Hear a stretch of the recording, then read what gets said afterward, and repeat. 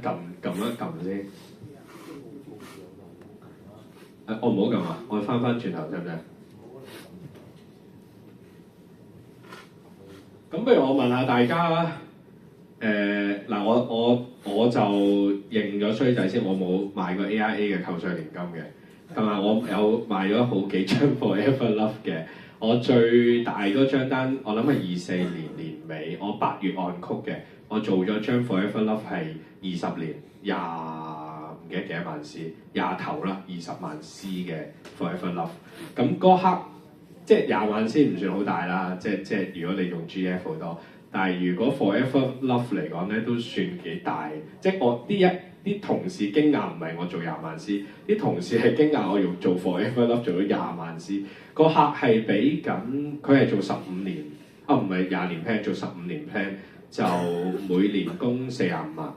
咁佢揾10幾萬人工係一個懲戒唔好講邊個部門，即係啲政府部門嘅高管啊。咁就咁我就好，即係嗰度都半個 MDRT， 咁我24年年尾入嚟就好快 MDRT 咗，都係靠做咗幾張 Forever Love 嘅，講真。咁好啦，反而咧我就想，因為其實咧我呢個 PowerPoint 其實我 present 過一次嘅，24年年尾嘅時候。咁我覺得其實我同一個 PowerPoint 嚟，不過我覺得我需要簡化啲，因為上次嗰個比較 advanced 啲嘅版本，咁可能我由淺入深去講啦。我想問大家覺得 AIA 個扣稅年金正唔正啊？正。嗱，話正嘅咧，就證明你好愛公司，抵賺嘅。因為我見有人領頭，你係老實嘅。咁但係其實我覺得咁講，其實唔差嘅。你問我計個 return， 但係當然啦，好同唔好係比較出嚟嘅啫。即係市場上有啲即係計 return 會靚過 AIA 嘅，呢個事實嚟嘅。仲要咩咧？啲 promotion 勁啲添喎，係咪先？嗰陣時係咪上年 Sharp 定邊間？即係哇！即係你知都係同一樣嘢㗎啦。我梗係睇 promotion 啦，係咪先？有冇人試過輸俾其他對手啊？冇10年 plan， 10年 plan 好咩？係啊 ，OK。其實我以前都 sell 10年 plan 多嘅。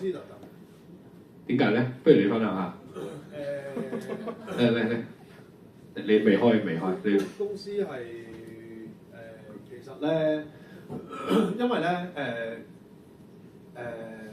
通常瀨嘢嗰啲位咧係啲長年期嘅 plan 度嘅。咩瀨嘢咧？好多 complain。即係譬如我舉個例子啊，即係你用基金去睇啦，以前咪有25年、30年 plan 嘅。嗰啲瀨晒嘢。係啊，其實基金咧做得最早咧係 AIA 嘅。即係90幾年已經開始做啲30年幾咁 plan 㗎，咁跟住咧就引導到好多人 mis-selling。其實 mis-selling 嘅始祖係 AIA 啲 agent， 係咪你啊？係好啲，我都未入嚟嗰咁跟住就衍生咗 Convoy 啦，就做基金啦，跟住就啲 mis-selling 喺嗰邊啦。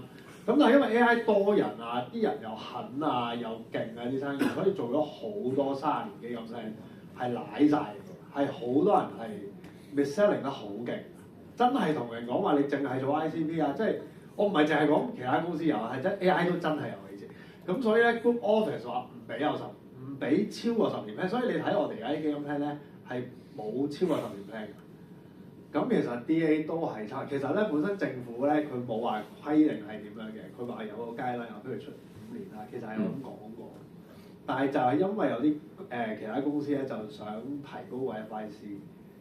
咁跟住就出咗10年 plan， 咁但係因為本身 guideline 唔多噶嘛，咁所以咪一開頭咪 BOC 咪出咗頭先阿丁啲有講，定係啊你話5年，跟住5年 break even 嘅，跟住咪即刻嘈，即係搞咗1-2年之後就嘈咯。係其實俾人屌到飛起㗎嗰啲公司，係啊。咁所以 AI 好堅持，唔知點解呢個位好。點解？所以我又問一個問題啦。GP 本身有5年、10年，跟住 GF 得5年，係咪因為呢個原因？因為政府嘢咯。咩原因？即係因為嗱 ，GF 我講緊 GP 本身 ，I mean GP 本身有5年、10年 plan 㗎嘛。係啊。GF 出咗得5年 plan，點解咧？反正都係冇問呢個。哦，OK。冇問。我可能係會唔會呢個啱啱想出啲短啲嘅 plan？知 OK， 唔緊要，好多謝呢位同事啊！但係好似 Alan 咁講咧，呢位同事都識啲嘢喎。但係好似冇話吹嘅啫。但係我講叫咩名啊你？你叫咩名我叫Lawrence。 ？Lawrence，我識親啲 Lawrence 都好醒目。你哋真係講啱名。但係好似 Alan 咁講咧，譬如你19年做咗一集嘅，佢24年咪又再做多集。其實你咁樣係其實仲多，即係對你嘅對 Alan 嘅你。嗱，如果你講10年 plan 咧，我又諗起其實我之前都 sell 10年 plan 嘅，原因係如果啲後生唔使煩啦。OK， 其實5年 plan 嘅 break even point 係8至9年，10年 plan 嘅 break even point 係12至13年。其實你計翻條數鎖嘅時間係短啲嘅，即係咁起碼你都知人哋點樣做先啦。OK， 好咁大家即係。AIA 個扣稅年金其實唔差啦，咁但係當然出邊都好多競爭對手嘛，係咪？咁我想問大家有冇人買過 Forever Love 㗎？有 ，OK。有冇人唔知係咩嚟㗎？真係唔知係咩 ？OK， 好，喂呢啲咁 senior 嘅，我見後邊嗰啲阿 Wilson 話唔知喎，咁你買基金多，我知。OK， 你兩個專買基金㗎嘛，所以唔知。OK。下一 part 叫佢出嚟分享啊 ，OK， 好，咁嗱，其實簡單啲講，其實就係 coupon plan 咯，真係派係咁 loop 一 loop 先啦。咁你大家會見到，其實Forever Love分4個繳費模式嘅，6年、10年、15年、20年。咁年期越長，派嘅錢越多，但係年期越長，開始派錢嘅時間就會耐啲嘅，即係舉個例，呢度可能我冇特別做 PowerPoint， 第6年 plan 咧，下年先開始派嘅，1年後；10年 plan 2年後先開始派嘅；15、20年 plan 3年後先開始派嘅，完咗3年，呢啲要知啦。咁好啦，你話派錢係點派咧？佢有保證成分嘅，咁頭20年咧係2.1% of 個基本金額。咩叫基本金額咧？大概係你個 total premium。舉個例，我做一個6萬蚊1年嘅 plan，6年計劃嘅 total premium 係咪36萬？其實乘到出嚟嘅。咁好啦，應該咁講，頭20年咧係2.1加0.4，即係2.5% of 個 total premium， 但係唔係 exactly 嘅 total premium 嘅，個基本金額唔係 exactly 嘅 total premium， 但係好類似嘅。咁好啦，20年之後咧就冇咗呢個 guarantee 0.4% 啦。咁但係嗰陣時開始會有啲 non-guarantee 嘅出嚟啦，會頂到個雞頭嘅。咁其實大概簡單啲講，即係如果你用個數字咪2.5% guarantee 咯，加埋啲 non-guarantee return， 算唔算好高咧？又唔算好高，又唔算好低啦。OK， 咁啊溫故知新先啦。不如我考下大家，如果我用嗰個扣稅年金角度，6萬蚊1年供款，如果我係6年 plan 的話，佢開始派錢係派幾多錢啊？有冇人知啊？Sandy 應該知，唔關稅數事，唔關稅數事。Sandy 問多次啊！我 Forever Love 6年計劃，每年供款6萬蚊，要派下一年開始派錢啊？派幾多錢？喂，你就話賣過嘅？你哋9000蚊到啦 ，OK。如果10年 plan 咧，有冇人答到啊？嗌出嚟得㗎，我費事俾咪。俾啲時間你計下，原來你有 formula 喎，原來識得計喎，唔係攞個 iPad 喎。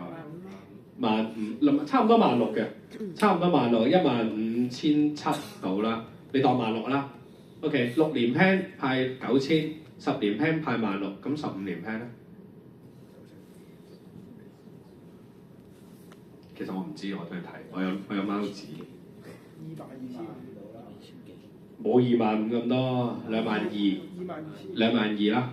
咁20年 plan 咧，反正都係打咁快嘅喂，呢輪。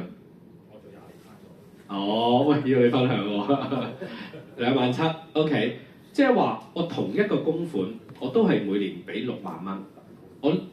我我個供款期越長，我係咪攞錢越多啊？係咪？咁啊，起碼你大家知道個背景先，隻 product 係咁樣玩嘅。Guarantee 派錢，咁啊當然派錢嘅時間唔同啦，越短時間嘅供款計劃咧，派錢就越快。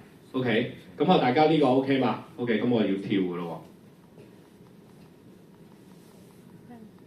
喎。咁啊，我講多少少個目標客戶先啦，好嘛？喂，係咪要撳掣喂？我想問嗱，我見大家都即係有買啦，或者有用呢樣嘢啦。咁其實我係入嚟先學習到呢樣嘢嘅啫，真心。因為咧好簡單，我發覺咧 AI 冇人賣扣稅年金嘅喎，我覺得好奇怪。我問點解？原來個個賣 Forever Love。咁我開始了解啦。咁了解完我發覺幾正喎。咁我想問啦，你哋有賣扣稅年，即係有賣 Forever Love？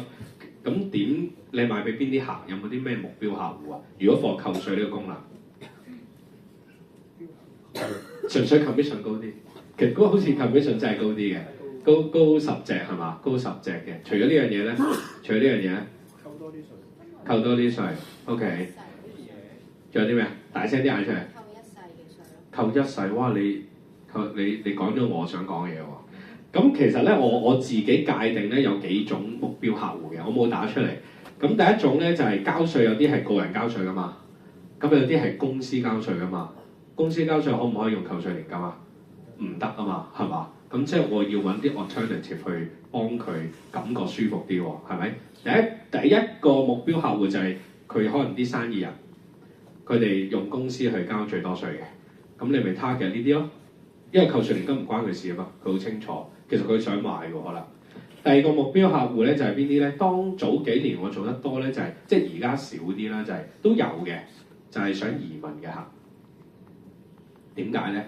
因為我扣稅年金我最少買5年喎，咁我係咪要我可能我有機會移民過2年3年之後，咁我咪 plan 咗喺度咯。我有機會移民，你有機會移民，你會唔會買扣稅年金啊？因為要 commit 5年啊嘛。第一我要俾錢，第二我做咗之後，咁我跟住轉個頭移民，我咪蝕咗咯，係嘛？身邊有冇啲有機會移民嘅客啊？佢係咪未必會 commit 去做扣稅？其實佢想扣稅喎，但係佢唔敢 commit 喎，係咪？第三種客係咩咧？唔 buy 扣稅年金嘅客，有冇啲人點解唔 buy 先？return 亦都可以有啲人會覺得，只要我交10幾萬稅，我鎖我6萬蚊，我扣得1萬蚊稅，做乜要做？佢唔係唔 buy 嘢，佢覺得冇用，即係扣得1萬冇乜作用，不如唔好做啦。即係有啲人係咁諗嘅。OK， 咁啊，第四種就係邊啲咧？target 嘅客咧，佢做咗嘅咯，扣稅年金，但係可能佢俾5萬稅，俾10萬稅，扣得1萬，佢做咗，佢 buy 啊，不過佢想俾少啲稅。呢個係第四個 target 嘅客。咁第5種係邊啲咧？第5種咧，佢都係 buy 扣稅年金嘅，不過咧佢就好中意做 research， 即係上去 Sublife 啊，比較下啲 return 啊，即係逐個 agent 問啲 promotion 啊。咁其實咧，我哋用 Forever Love 打佢就好啦，因為點解咧？轉佢嘅思維，因為我係用第二樣嘢去 tackle 佢嘛。其實睇完咧，佢有機會咧覺得係，原來有呢樣嘢，可能冇乜人同佢講嘅。就啱啱阿 Collar 就講啦，喂，我扣稅年金買5年扣5年稅，鎖9年，舉個例，我買10年扣稅年金扣10年稅，跟住咧就鎖13年，跟住其實都要 renew 都好煩噶嘛。我點樣？我可唔可以有個 plan？我即係做咗，跟住一世可以做到類似扣稅效果咧，唔使煩。其實就係 Forever Love 啦。OK， 咁好啦，咁好啦，但係賣 Forever Love 咧有幾個重點嘅。咁如果你想賣得多或者少啲 objection 咧，咁我會分四個範疇去講啦。咁第一個就係個話術啦。因為咧，有冇人唔 buy Forever Love 呢個 plan 啊？我想問。你啊，你話係嘛？你啊嘛？你捽鼻就舉手啊？你捽鼻啫嘛？咁邊個唔 buy？點解？可唔可以講下？太低回報。OK， 啱啊，啱啊，答得好啊。Teresa 係，都係。都係回報低。其實你冇錯，佢真係回報低。我覺得係派唔足。咩叫派唔足啊？guarantee 我講 guarantee 2.5嘅，你意思即係佢唔保證嗰 part 個分紅實現率唔高，係咩？你而家上網揾下俾個功課你，我唔知啊其實。咁其實啱嘅，係回報真係低嘅，某程度上。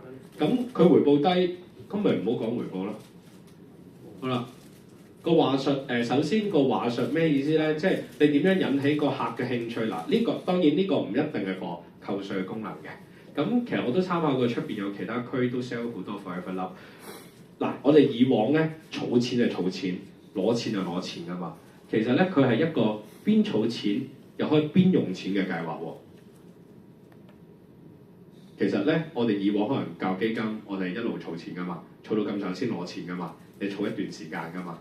而你唯一係呢啲叫做 coupon plan 咧，其實係邊儲錢又邊用錢，因為我又儲緊錢，而佢又幫你又派緊錢喎，好似好矛盾，其實係相得益彰嘅事。即係呢啲話術你要去講，可能換咁啲客聽到又覺得咦幾好喎，我未聽過喎。第二個話術咧，即係佢可以提供一個嗱，雖然佢回報低啦，我哋唔好講啊嘛，係咪？咁我哋長期提供個長期保證穩定現金流計劃。咁呢個世界就係咁嘅啦，佢保證啊嘛嘅回報低係好合理嘅事㗎嘛，係咪？如果佢係保證又回報高，係呃人㗎嘛。好老實講，即係而家呢個世界冇保證有7厘8厘冇㗎嘛，係咪？大家明白㗎嘛？咁啲客話俾你聽有你直頭話係呃你㗎啦，一定係基本上一定呃你㗎。咁好啦。嗱，啱啱呢句話術咧，其實有少少鋪排嘅，因為阿倫都講啦，啱啱大家即係俾大家計少少數啦。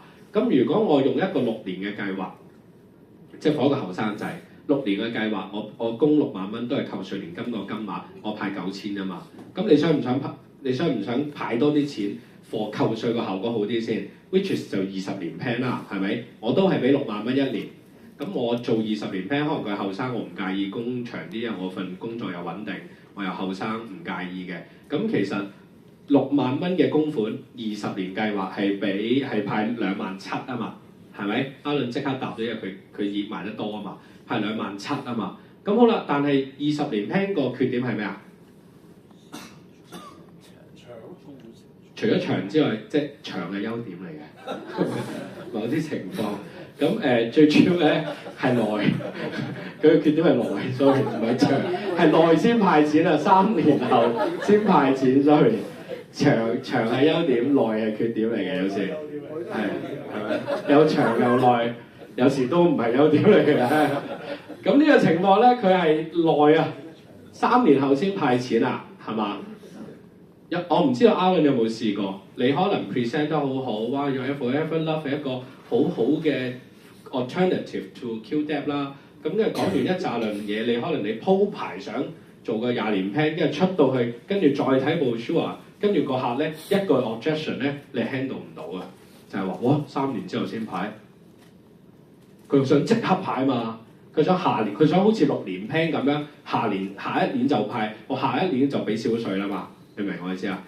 好啦，但係當然翻轉頭啊，啱啱冇講嘅就係、是、其實呢個同扣稅年金個 concept 唔同，佢最大嘅分別就係、是、扣稅年金你本身要交4萬蚊稅，將稅你做咗扣稅年金將稅單變咗3萬蚊，你做呢個 Forever Love 嘅你將稅單都係4萬蚊，不過佢派咗1萬蚊俾我幫我交稅嘛，呢、這個大家要明先 ，OK？ 咁好啦，20年嘅計劃唔好嘅地方，第3年先派錢啊嘛，第3年先派錢，咁我就想即刻。即係我衝動買就想即刻快啲有效果啊嘛，係咪？如果你講完一紮嘢咧，你先同佢講係啊20年 plan 3年先派錢咧，多數都簽唔到嘅，因為我賴過嘢。咁好啦，我通常咧講咗話俾你聽有個 alternative 嘅時候咧，我就會同佢講，你想唔想3年之後就唔使交稅？咁佢就話好㗎，即係我先入為主咗先。我之後先解釋個計劃20年 plan 咧就兩回事啦，因為你話好嘛，咁你俾多3年稅之後唔使交稅啦，唔使交稅意思當然你要同佢計啦。咁可能我俾6萬蚊嘅供款，我可以派27000啫。咁如果佢真係交27000稅，咪真係可以唔使交稅啦。咁但係都要睇佢能力啦。舉個例，佢可能要交54000稅嘅，佢有能力供12萬1年嘅，即係1萬蚊一個月嘅。咁我哋咪可以砌到佢真係唔使交稅咯。俾多3年稅之後，就成世唔使交稅啦。咁佢可能係一個40歲嘅男士，俾多3年稅，佢做到65歲。我俾多3年之後，我有成32年都唔使交稅喎，好唔好啊？喺個客聽落係好嘅喎，你先 tackle 咗佢呢樣嘢，佢就唔會有之後嘅 objection 啦。所以個話術好緊要。呢度難唔難明啊 ？OK 係嘛？唔明我就繼續講咯。如果明我就跳嘅咯。咁好啦，嗱啱啱咧，第一個重點係講話術啊嘛，係咪？第二個重點係避免直接講回報嘛，即係又唔好話唔講嘅，即係咁啲客都會問喎，咁個計劃咁係點啊？即係幾多回報啊？咁樣，咁你直接嗱有3個講法嘅，一般 agent 嘅講法嗱下邊圈住咧就係咪每年保證2.5咯，係嘛？有啲人都會覺得吸引嘅，但係可能好多人都覺得爭啲嘅，係嘛？咁好啦 ，Brochure 嘅講法係咩啊 ？Brochure 嘅講法係每年保證派發2.5% of 基本金額，即係嗱括弧全期保費我自己加落去㗎。其實啲人聽完都唔明係咩嚟㗎嘛，啲客係嘛？咁但係佢見到2.5咪2.5咯，咪即係咪當咗2.5咯，係嘛？咁其實有好嘅講法咧，就係、其實你可以講嗱，假設一個20年嘅計劃，我咪每年保證派發你每年保費嘅45% 咯。我係咪3個都係事實啊？咁大家邊個覺得個講法容易接受啲啊，或者聽落吸引啲啊？第3個啦，係嘛？好。係咪即係 default 咗係一定係賣價？唔係。不過我舉個例子啫，你可以係括弧10年計劃係保證派發1年保費嘅嗱，如果10年計劃咧係等先睇貓字26%，你可以你自己套得，即係睇你想買咩 plan 咯。其實我 prefer 6年或者20年嘅，我就好。如果真係貨扣稅功能，我就會 skip 咗中間10年同15年嘅，即係好尷尬嘅兩個。即係如果我貨扣稅，我想快，純粹係做一個 alternative，我咪用6年計劃咯。如果我想個客想俾相同嘅錢，但想派多啲錢令佢扣多啲稅嘅，我就會用20年計劃。咁當然都要睇下佢係咪即係後唔後生啦。咁呢樣嘢啦，好多因素考慮嘅。呢度 O 唔 OK 先？我3個都係事實，有3種講法。第3種講法咧，理論上係吸引啲嘅，容易接受啲嘅。好啦，跟住咧第3個要 sell Forever Love 咧，就要綠葉扶持啦。咁呢出咩戲啊？唐伯虎點秋香啊！我記得佢話鞏俐都唔係好靚咧，不過拍落去石榴姐就靚啦。咁其實咧 Forever Love 如果用一個 return 嘅角度咧，即係你俾 GF 啊，俾其他好多 plan，其實係爭啲噶嘛。我先唔好理有幾多保證，幾多唔保證先。咁但係其實我哋其實等於 M plan 啲收費貴唔貴，其實比較出嚟啫嘛。即咁講。咁好多基金收費貴唔貴係比較出嚟，永遠你同零收費比咪貴咯。咁你同啲高收費比咪平咯。咁好啦。呢個表咁其實咧就其實佢呢個方法好多 AIA 或者我哋區都係咁去 present 嘅。嗱，簡單啲講，上邊就扣稅年金嘅做法。我假設係一個5年計劃，我俾40歲，我俾我 join 個5年嘅計劃，俾每年俾6萬蚊，每年咁咪扣5年稅咯，每年扣到1萬蚊稅到完㗎啦。咁有咩唔好處啊？咁我做到60歲，假設退休，我咪要不斷 loop 咯，買四個 QDAP 咯，5年 plan 係嘛？咁冇問題嘅，咪照咁做咯，係咪？咁好啦，Apple to Apple 嘅 Forever Love 咧就冇5年 plan 嘅，最短都6年 plan 嘅。咁呢個我就會畫俾個客，我會畫俾個客睇嘅。你可以繼續買扣稅年金嘅，就 let's say 係圖1咁樣啦。咁好啦。但係你有 alternative 嘅，咁當然都解釋咗一個係會喺個稅單度扣，一個派錢俾你交稅啦。咁就圖2就係你會睇翻最接近嘅計劃愛無憂咧就6年計劃啦。咁我咪俾6年錢咯。但係佢好啦，佢派錢我特登個括弧係唔係等於嘅，大概9000蚊啦。即係你唔使太多細節位，有咩頭20年就保證2.5，20年後又2.1，個數字又細咗，但係你有啲非保證㗎嘛，即係唔使喺呢刻你唔需要落得太多 detail，係 concept selling 啫。咁好啦，我下邊嗰個 plan 我俾6年錢，但我每年派9000喎，我派1世喎，但係我上邊嗰個我個效果係俾幫我扣5年稅，每年1萬蚊，即係5萬蚊嘅啫喎。但係我下邊嗰個我6年計劃，我俾嘅錢差唔多，但係我派錢係派1世喎，即係我每年派9000，派到我100歲喎可以。咁我就會問個客，嗱，有2個方法，你覺得邊個方法好啲，或者你點樣睇？基本上10個都覺得下邊嗰個方法好啲嘅。咁好啦，當佢覺得咦個 Plan B 好啲嘅時候，你先繼續去做啦。咁啦，當然啦，可能啱啱阿二玲就話喂，唔係喎，我黑 buy 10年 plan 喎，咪Part 2我比較10年咯。咁其實上邊嗰個咧就都係扣稅年金10年，其實冇分別嘅。咁我俾10年錢咪扣10年稅咯，係咪？完咗咪繼續再 renew 咯，啱唔啱？咁啊下邊個 plan 有少少唔同咯。咦，個客會睇到有分別嘅。咦，原來 Forever Love 我裝10年 plan 嗱，大家呢個就 Apple 到 Apple 啦，大家10年 plan 啦。咁我就攞錢多咗喎，係嘛？係咪16,000蚊啊？係咪16,000蚊啊？攞錢多咗，亦都攞長咗喎，係咪更顯得個 plan 好過 QDAP 啊？即係比較出嚟啫嘛，係咪？當佢呢刻其實佢 agree 岌頭咧，其實佢就會簽單㗎啦，基本上。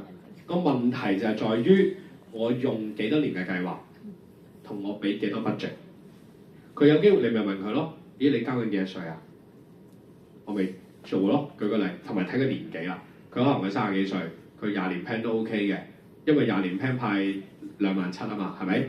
咁佢如果係想54000蚊稅嘅，哦咁咦咁 OK 喎，咁你每年攞12萬出嚟，即係大概每個月1萬，咁其實你就可以每年派到呢個稅，跟住就可以幫你扣晒筆稅咯喎，幾好啊，係咪？咁其實就係慢慢一步去攞 agreement， 然後攞 budget。有冇 OK？ 有冇問題？冇啊。跟住咧，我又翻去之前先。嗱，我哋有4個重點啊嘛。第一，話術講咗啦。OK。第二，唔好直接講回報，換一個方法去講。第三，綠葉扶持，嗰塊綠葉就係扣稅年金啦。第四，情景銷售，呢個係幾好。情景銷售咧，你如果佢 buy 咗你呢樣嘢之外咧，你點樣再 reconfirm 令到佢多啲？基本上一定簽咧，其實個情景銷售啦。呢度講一講 before 情景銷售咧，即係大家都好現實㗎嘛，都睇 commission 㗎嘛。咁大家可以睇到咧，其實Forever Love 6年 plan 個 commission 係25隻，呢個有 extra 10㗎嘛，未計㗎嘛，係嘛？未，仲有 extra 10添。咁其實你會睇翻咧，其實係你問我咧，啲客唔想咁多 commitment 咧，我係 prefer 6年 plan 嘅，因為你好簡單一樣嘢，10年 plan 供多4年都唔係 double commission 㗎嘛，其實冇乜着數，即係咁講啊，即係咁好啦，20年 plan commission 計翻都高嘅，我係追數係一流嘅，咁啊即係年尾追數嗰啲啦 ，OK，咁好啦，最後一個咧就係嗰個情景銷售啦。我會我想問大家知唔知道有啲咩費用咧係你好唔想俾，但係你又好慶幸有得俾嘅？我想問咩啊？邊個講嘢？係咪稅咯？仲有咧？點解你好唔想俾又好慶幸有得俾？因為你交多稅代表你賺錢能力高咯。難道你唔想交稅？係咪？即係證明你冇揾錢能力咯。根本話揾萬零蚊咪唔使交稅，係咪先？好啦，仲有啲乜嘢啊？會費咩會費定區費？你講清楚啲喎，講區費會死嘅喎。會費 Netflix ，Netflix 會費哦。但係你唔會慶幸會有得俾噶嘛？你係無奈地俾噶嘛？你明唔明啊？你唔係慶幸會有得俾啊？有少少唔同喎。醫療保費啊。係啦，其實我寫咗出嚟啊。醫療保費。醫療保費即係咩啊？你大家多唔多買高端醫療啊？多啊！咁係咪焗住要俾啊？仲要係咁加，好唔願意。咁但係你慶唔慶幸俾到先？慶幸啊嘛，因為有啲人想買唔到啊嘛，係咪先？所以咧你要明白一樣嘢，有2個我會問客嘅，但係有2個費用你係好唔想俾，但係你亦都好慶幸要俾嘅。咁即係簡單講，即係要俾啦。咁有冇啲方法令到你俾得舒服啲咧？有嘅。咁好啦，你點樣加強個情景銷售咧？其實啱啱個 presentation Forever Love 只係解決咗你扣稅呢樣嘢啫嘛，係咪？但係大家唔好忘記喎，佢係派錢派到死喎，派到100歲嘅喎，係嘛？咁好啦，咁我退休前就要交稅啫，甚至咧有啲人可以當佢我嚟供樓都得嘅，我曾經聽過，要計數嘅。咁我供樓都係㗎，都一樣㗎。我慶幸有得供啦，係咪先？唔通我想租咩？啱唔啱啊？咁其實你都可以 shift 下個 mindset， 我嚟唔一定係扣稅，可能扣供樓嘅開支都得嘅。簡單講，退休前我 Forever Love 派嘅錢就愛嚟扣稅、扣供樓開支。好啦，但係咪完咗啊？唔係㗎嘛。咁呢個 plan 點樣可以繼續幫你咧？原來佢退休後一路都可以幫你喎。退休後有啲咩費用係你？又係啱啱講啦，好唔想俾，但係都好慶幸要俾，咪醫療費用咯，咁你又唔需要計數啊，咁樣咧就可以幫醫療融資啊，醫療扣減嗰啲唔使嘅，俾佢知個 concept 得㗎啦。咁就退休使費咯。好啦，到你跟住，如果假設好似我咁有個女5歲嘅，咁當然啦，Forever Love唔可以轉受保人啊嘛。咁如果佢有個小朋友嘅咧，你又多個賣點啦，你會點樣做啊？自己做受保人，自己做投保人，個女做受保人啦。因為係計個受保人派到100歲啊嘛，咁係咪着數好多？咁如果我個女係作為受保人，我拜拜咗佢，係咪其實都仲生存緊啊嘛？係咪仲派緊錢啊？咁咪可以送份禮物俾個女咯，或者個仔咯。咁好啦，其實雖然有個敏感，咁如果受保人擺仔，但係如果真係 touch wood 個受保人走先，咁張單就唔去 cam 都得嘅。啱啊，係啊，唔去 cam 冇人知佢走先嘅，繼續係錢嘅。哦 ，OK。咁好啦，其實你可能你淨係講 Forever Love 扣稅翻，其實你已經打動咗佢7成8成嘅簽得㗎啦，其實已經。不過你再交多啲 added value 俾佢咧，就基本上簽硬。呢個 OK？哇！打晒喊路嘅個個都，幾個一齊打喎。咁好啦，其實咧有進化版，不過咧我唔知講唔講好，有啲複雜。呢度 O 唔 OK 先？即係純粹 selling 嘅角度啊嘛，係咪？啲有問題啊，聰哥係咪 OK。OK，睇少兩隻手指。咁其實咧呢個咧就其實我上次 present 過嘅，present 完咧好多人咧個呆咗嘅，因為聽唔明。咁咧唔緊要啦，我嘗試下，我呢刻我又諗我講唔講好，咁啊唔緊要啦，都照講啦。其實我都唔係好記得，不過唔緊要啦。但係咧，其實你要明白一樣嘢咧 ，Forever Love 咧即係因為如果個客假設咧都買得大咧啲單咧，咁其實佢都會即係睇下啲 proposal 㗎嘛，係咪？咁你知 proposal 有兩個界面啦，一個就係我唔攞錢嘅效果 ，OK，咁咪繼續揾啦。但係你用得 Forever Love 唔會唔攞錢㗎嘛，係咪先？我就係貪佢有錢攞啊嘛，啱唔啱先？咁好啦，咁我攞完錢之後個 break even point 咧，大家要留意嘅就係其實如果我6年嘅嗱，因為佢呢個咧係俾咗46,000蚊美金度啦，即係大概total 俾咗4萬應該咁講6年 plan total 俾46,000蚊美金度啦。其實佢大概20幾，即係我下年開始攞錢啦。其實我個本金佢會不斷即係會回翻本嘅，大概24年先 break even 嘅。OK， 好啦，10年、15年同20年 plan 咧，其實咧好break 唔到 even 㗎，某程度上係 break 唔到 even 嘅。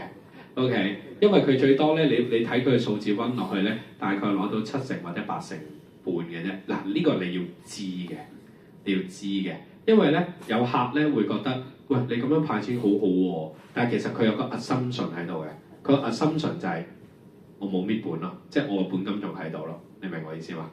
咁好啦，所以咧其實如果你係我諗大部分如果係啲中意啲短年期啊或者點咧，其實用6年去Forever Love 6年 plan 去講咧，其實 OK 嘅，即係都因為 break even 到嘛，都不過耐少少咁解啫。咁好啦，但係去到20年咧，20年 plan 咧，咁我點樣解話咧？咁我搣咗3成本喎，係嘛？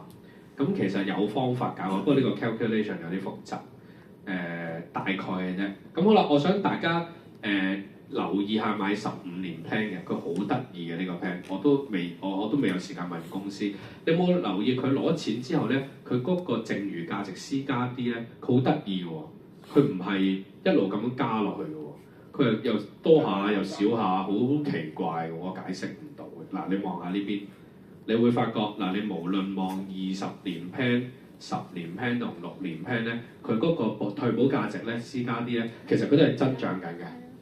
15年 plan 係好特別嘅，加下減下，我解釋唔到，唔知即係有人問下公司啦。總之你哋買15年 plan 嘅時候要小心啲，個客有機會問。咁但係我自己 prefer 買6年或者20年嘅。如果你問我會 skip 咗中間嗰兩個。其實有方法嘅。如果假設你想買20年 plan，點樣解話我 bid 咗3成本咧？其實有方法嘅。嗱，唔好睇 calculation 先。我先講個原理先。首先，你份 proposal 係咪得2個 scenario 就1同2？第一個 scenario 係我完全唔攞錢，即存生息，就係 page 10，唔使解釋啦。第二個情況得2個情況，第二個情況就係我每年提取保證現金同週年紅利，就 page 14。係咪係冇一個 option 咧？係我淨係攞保證現金，唔攞週年紅利嘅？冇一個 page 嘅，明我意思嘛？咁好啦，其實咧簡單啲講，如果我賣20年 plan 而個客又發覺佢會搣本3成的話咧，我會點樣講咧？我會同佢講，你淨係攞保證現金嗰 part 得啦，唔好攞週年紅利，因為週年紅利嗰啲擺喺度，再滾存個息咧，其實會抵消到嗰30% 搣本嘅。咁我有個 calculation 嘅，不過咧有啲複雜。我今朝唔係好瞓醒，我都唔係好記得點計，但係計到嘅。睇下先，係計到嘅。大家想唔想我嘗試去解釋下？嚟㗎咯。總額減 A，其實咧咩啊？總額減 A 咪得咯。唔係咁簡單嘅。嗱，睇下先，我今朝都未睇㗎。咩啊？俾你估到就唔係食。咪咯，大家俾少少時間我組織下先。咁嗱，假設第31年係咪繳付即係繳付保費15,400啦？簡單講，第30年咧退保價值 C 加 D 咪10萬，咁其實我係咪 outstanding 咗47,000啊？咁咪即係搣咗3成本啦。簡單啲講，咁好啦，其實係嗱，去翻下邊嗰個咧，下邊嗰個頁係第2頁嚟嘅，你發覺有 A、B、C、D、E 嘅。咁係因為咧下邊嗱上邊嗰頁係攞錢嘅情況，下邊嗰頁咧係唔攞錢嘅情況。但係因為你要明白一樣嘢咧，嗱係因為最重要咧係累積可支取利息呢一 part。其實累積可支取利息呢一 part 咧 D 咧，其實係假設你個保證唔攞，非保證週年紅利唔攞啊嘛，咁就有呢條數啊嘛，係咪？咁而家我而家 assume 個情況就係我攞保證唔攞非保證啊嘛。咁其實我都會有息喺度噶嘛，係咪？但係其實我唔知有幾多噶嘛，我估嘅啫嘛，係咪？咁好啦，好啦，首先 C 就係累積週年紅利，咁我知道我唔攞週年紅利，我咪有27,000啦。咁我個 outstanding 係咪47,000啊？我係咪減咗27,000都仲爭2萬個缺口要去補翻啊？咁其實我假設嘅咋，我假設嗱7,800，因為佢呢個利息係因為有保證同非保證擺咗喺度先有7,800呢個息啊嘛。嗱，你會發覺保證可支取係咪95000啊？31年95584啊？咁同可支取週年紅利個比例係咪3對1度啊？大概，我就假設個可支取利息嗰 part 分4份，有3/4係 come from 保證嗰 part 嘅。不過因為我攞走咗，所以我就冇。而我有1/4係週年紅利嘅，我冇攞到 that's why 我有。所以我將78131除4，即係19,000，即係 suppose 係 come from 非保證週年紅利嘅。咁其實嗰2萬蚊咪補到個缺口啊！19533加翻我冇攞嘅週年紅利27635，即係447,000幾，我咪補翻咗20年 plan 嗰3成嘅缺口咯。即係你要計係計到嘅，大概嘅數。即係如果有啲客，因為我客有問我，你諗下你假設你俾45萬1年保費買個20年 plan，舉個例，你估佢會唔會唔睇 proposal 啊？梗係唔會啦。咁好啦，佢睇到個 proposal，你係派錢啊，不過你搣咗3成本喎，你解唔解釋得到啊？你拆唔到㗎。咁我就調節佢嘅期望啦，我就會同佢講，你呢個 plan 咧就係攞保證嘅啫，非保證留喺度。佢非保證留喺度咧，佢就會補翻嗰搣咗半個3成嘅缺口條數，好簡單解俾佢睇。佢聽完OK 啦，咁就簽咗啦，就係咁嘅啫。我想問，如果我攞咗保證現金嗰一 part 係唔影響非保證嘅利息嗰處？唔影響。問題你掉即係嗱，佢嗰個利息係點解有利息？因為我有錢掉落去，一個 cover 保證，一個 cover 非保證啊嘛。如果我兩 part 都攞走晒，其實我係唔會有錢噶嘛，係咪？我而家個 scenario 3就係話你攞保證個 part 啫，你唔攞非保證周年紅利個 part。咁其實佢少錢掉咗落去嘛，咁佢咪少咗咯。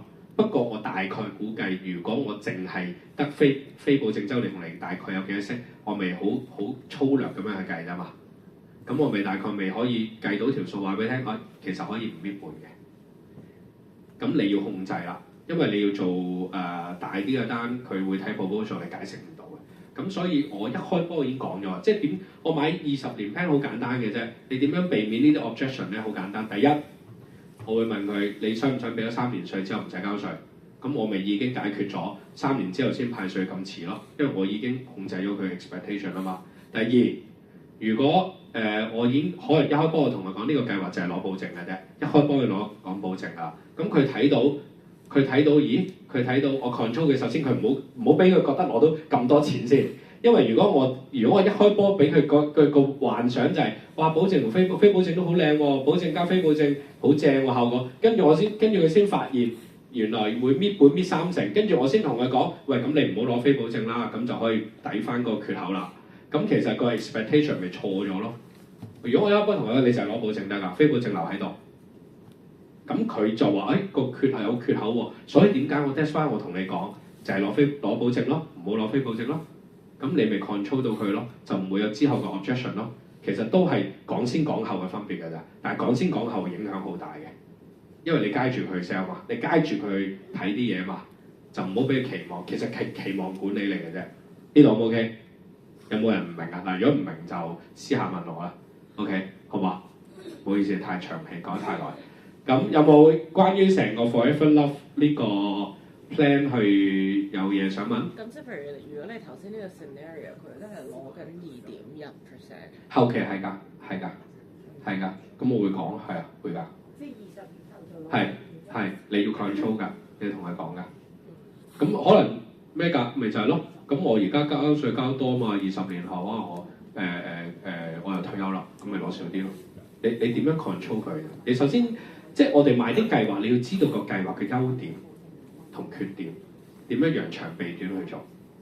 即係缺點你要知嘅，你點樣避免或者預先個客出 objection 之前咧，你已經係 control 咗啦，咁就唔會有 objection。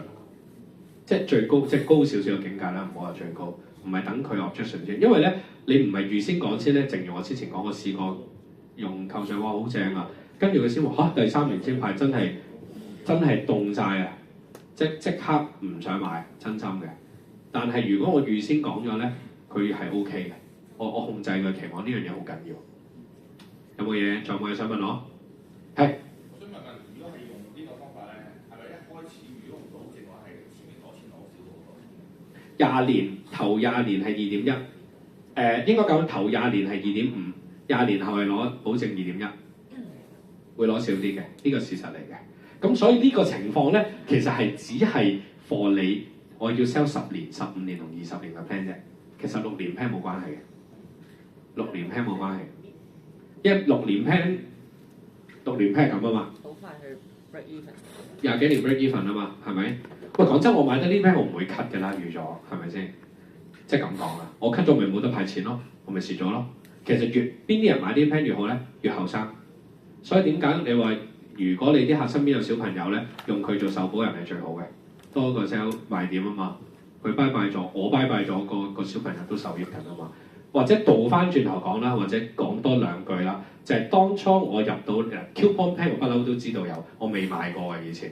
咁我入到嚟先知道呢啲 coupon plan，原來可以攞嚟做 replace， 即係或者個 alternative of QDAP 嘅 which is 我覺得吸引嘅。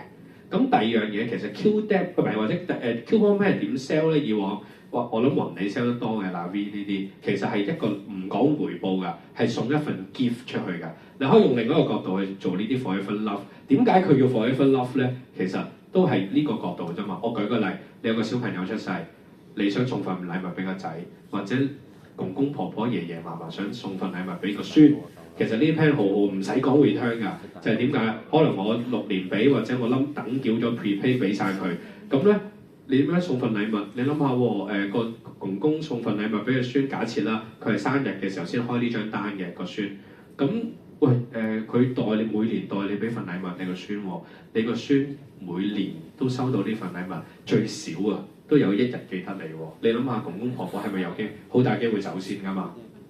但係佢份愛係咪可以繼續延續落去啊？因為可能佢當佢幾歲嘅時候，佢收到呢張支票，佢買單車、買遊戲機，去到個孫啊，去到40歲個婆婆公公走咗啦嘛。但係我每年都收到呢張支票喎，嗰陣時張支票會越嚟越大，因為有紅利啊嘛。咁可能佢幫補佢送個 trip 俾佢嘅喎，咁佢係咪永遠都記得公公婆婆送咗禮物俾佢，代佢年年俾生日喎？就算佢唔喺度，其實呢啲 plan 本身嘅原意係咁樣用嘅，所以唔好講 return， 所以換一個角度係可以咁樣 sell， 其實好好 sell。你一講 return 就死嘅，唔使講 return 嘅呢個。OK， 好，唔好意思，我哋仲有第3位 speaker， 唔好意思啊，我講得耐咗少少，咁我有請 Stanley 啊，有冇撳一撳？